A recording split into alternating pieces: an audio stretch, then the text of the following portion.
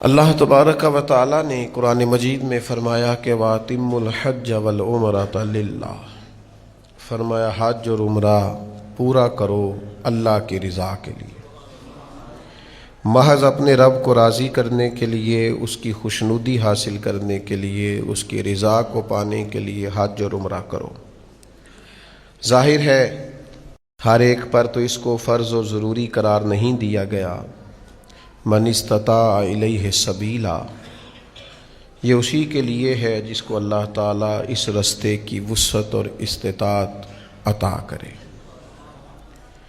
باقی جس شخص کے پاس طاقت ہو، وسعت ہو، وقت ہو،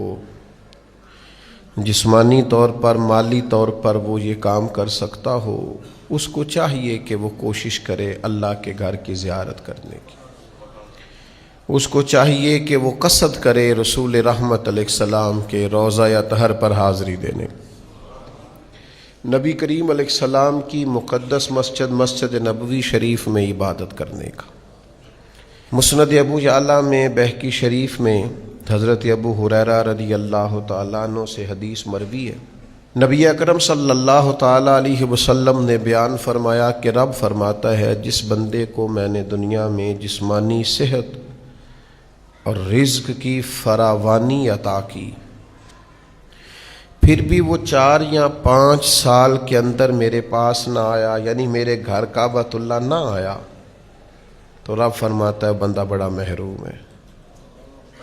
یہ بہقی میں بھی موجود ہے اور مسند ابو یعلا میں بھی۔ اللہ نے وسعت دی ہے، اگرچہ علماء نے لکھا ہے کہ یہ وجوبی حکم نہیں ہے، چونکہ حج صرف زندگی میں ایک بار ہی فرض ہے، لیکن اگر جسم میں بھی طاقت ہو اور مالی طور پر بھی وسعت ہو تو حدیث یہی بتاتی ہے کہ کم از کم 5 سال میں ایک دفعہ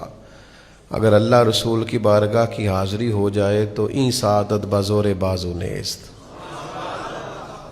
تو بھائی کوشش کی جائے، ہمت کی جائے، بیت اللہ شریف کا سفر کیا جائے۔